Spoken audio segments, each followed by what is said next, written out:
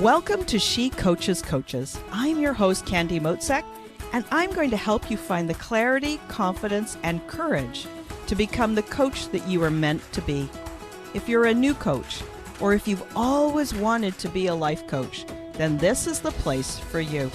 We're going to talk all about mindset and strategies and how to, because step by step only works when you have the clarity, courage, and confidence to take action.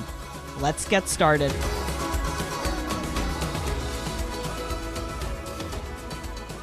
Hey friends, how are you? I'm so glad you're here and welcome to my world. Today, we're talking about the Motivational Triad. This is a theory that was originally put forward by Dr. Douglas J. Lisle and Dr. Alan Goldhammer. I think it was done in 2007. But before we dive in, I wanted to share a little something you probably don't know about me because, well, why not, right? You're here listening, and I think it's a good time for us to get to know each other just a little bit better. You know how this works. Coach goes first. So here goes. I am a huge introvert. Like this is an introvert with a capital I in bold font, size 26 and italics. And I know that might seem kind of strange because here I am. I come and I speak to you each and every week. And you might have seen me on social media, or maybe you've seen one of my videos, but you know, none of that matters because being an introvert isn't about being shy or outgoing. It's neither of those things. It's about how we recharge our batteries. I love people. And I love my clients and I love coaching. And I still need quiet time to recharge after lots of conversation.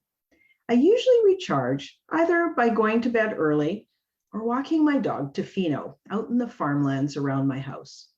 Plus, I've got a morning routine where I meditate, journal, I do a combination of EFT tapping and visualization before my day even starts. I'm an early riser. I'm up usually around 5 or 5:15 to get all that stuff in, and I love it. Now, I'm curious to know more about you too. You've heard a little bit about me, and over the next few weeks, I'll share bits and pieces so you can get to know me a bit better. Now, tell me about you. You can always DM me at Candy Motzek, or click through to the episode notes and leave a comment on this post. I would love to hear from you. So now, on to today's topic, the Motivational Triad. Like I said, it's a concept that was created, I think it was back in about 2007, but I like it. I learned it and I share it with all of my clients. And because it's so helpful, I'm sharing it with you too. Of course, I use this for myself. You guys know that I never share anything with you unless I've used it myself, and I think that it's a really useful tool to help you out. I especially use it when I'm procrastinating about that next level of growth, or if I'm getting ready to work on a project and I'm a little bit nervous. I've never done anything like that before. And this is one of the ways that it reminds me what's going on so that I can come back and move forward anyway. So what is this thing called the Motivational Triad? Well, it's a theory that says we have 3 preferred methods of doing things. It's a triad. So that means there's 3 parts, right? As humans, we, number 1, seek pleasure in the moment. Number 2, avoid pain and discomfort. And number 3, conserve energy. So number 1, seek pleasure in the moment. This is about immediate gratification. It's like, that's why we choose junk food that's laced with sugar and salt versus the long-term satisfaction and vitality that comes with healthy eating. Number 2, avoid pain and discomfort. Pain and discomfort signals that something is wrong, and we want to stop or avoid this at all costs, right? So consider that maybe you want to avoid burning yourself on a campfire, but what about the discomfort of learning something new for the first time? Number 3, conserve energy. We always want to take the easy path, do what's easy, push the easy button. Instead of burning energy, learning something new, or working harder to improve our performance, we don't want to. It's not easy. So, do you see how those things go together? Seeking pleasure in the moment means that we go for the quick hit instead of the long-term pleasure. Avoiding pain and discomfort means that we avoid doing something that might be uncomfortable. And number 3, conserving energy means we only want to do the things that are easy, but that's not always the way to get to our goals. So how did we get here? Like, how did this motivational triad show up? I think it's a product of evolution, and it allowed us to ensure our survival.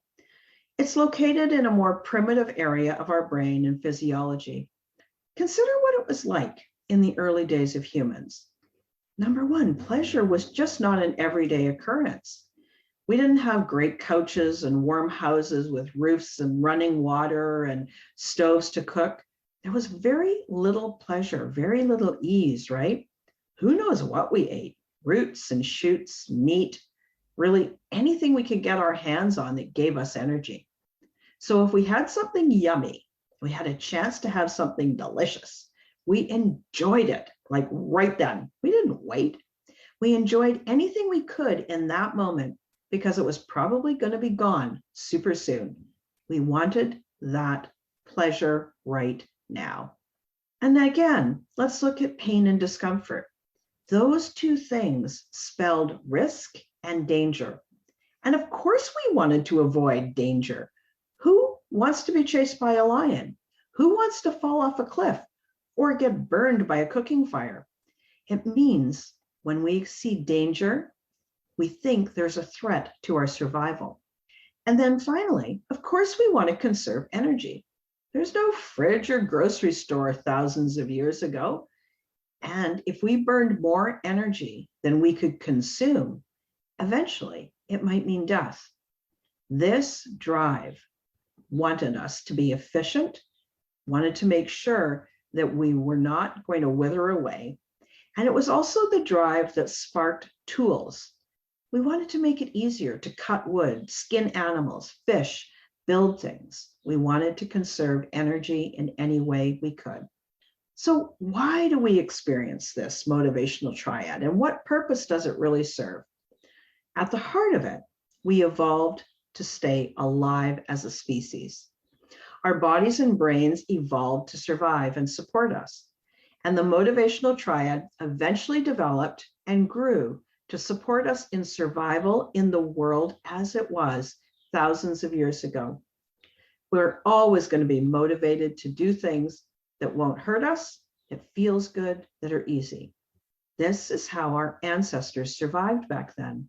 They were motivated to hunt, have sex, procreate, seek warmth, shelter, and anything that gave them immediate gratification. So we stayed alert to avoid discomfort and avoid danger. We didn't go to the gym to burn energy and stay in shape. We created tools to make our life easier, and we conserved energy.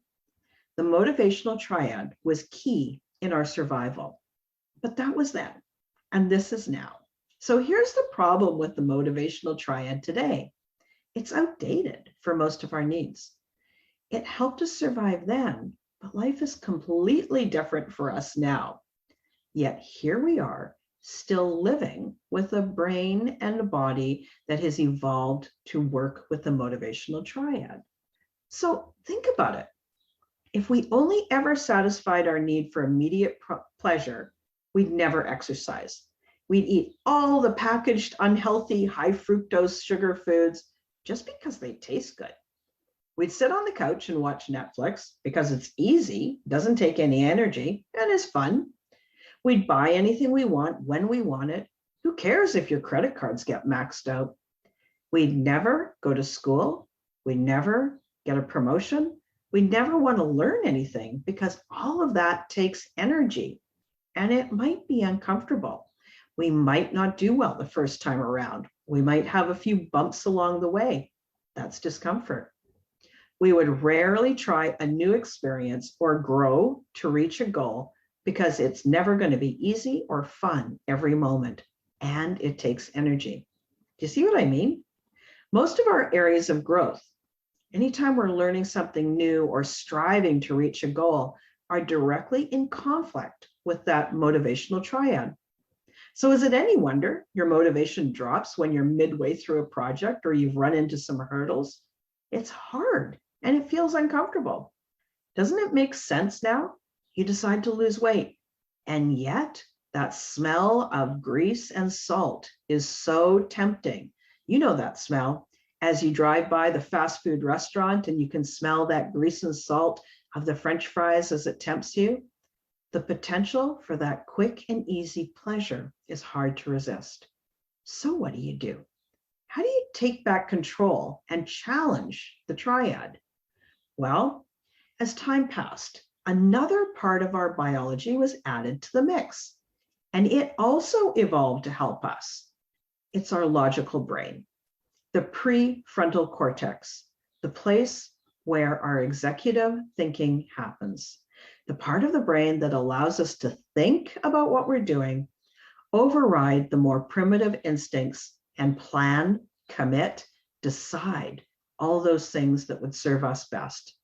This allows us to choose, to decide what we will and what we won't do.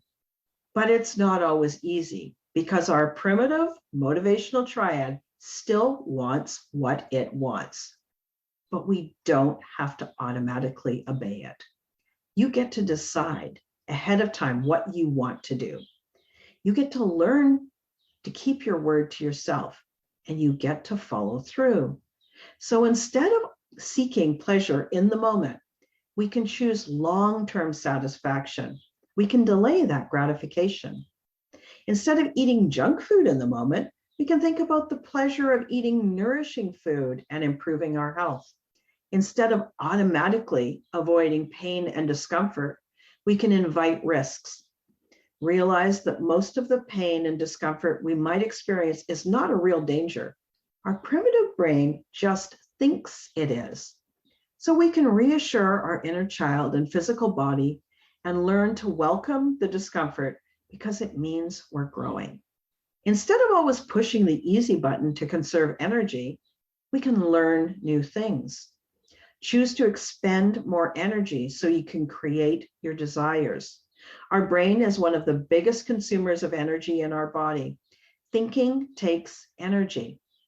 Now the brain can rewire itself and create completely new habits, behaviors, and results. Mindset work and focusing on our emotions is one of the ways to do that. In other words, thinking about our thinking and beliefs and noticing our emotions and working with our emotions, and then consciously deciding if they support us, if they're just old programming running on autopilot. So that's it for today, guys. I've explained the motivational triad, our tendency to seek immediate gratification, avoid discomfort, and minimize energy. And I've given you some ways to override the motivational triad so you can grow into that next version of you 2.0. Hey, if you're listening to these episodes, I can help you. Maybe you want to be a coach, or you're new and you're not quite sure where to start or even what to do next. If this is you and you're thinking of hiring a coach, then we should chat. Let's see if it's time for us to work together. There's a link in the episode notes about how to schedule a consult with me, and I would love to hear from you. Oh, and one more thing before you leave. I want to tell you about a gift I offer to all of my listeners. It's my free resource library, and it's filled with the content that I've created to help you grow and become a coach. I call it the Coach's Online Business Academy. And here's how it works. You sign up for a free account and you get immediate access to all of my free resources. And yes, there are a lot of them. All you have to do is go to the episode description or the show notes, click on the link, and sign up today. And that's it. I am so happy to share this with you, and I'm honored that you're here spending your time and listening with me. It's one of the ways I support my community and I support the growth of coaching. So that's it for today, friends. Come listen again next week. I can't wait to chat with you then.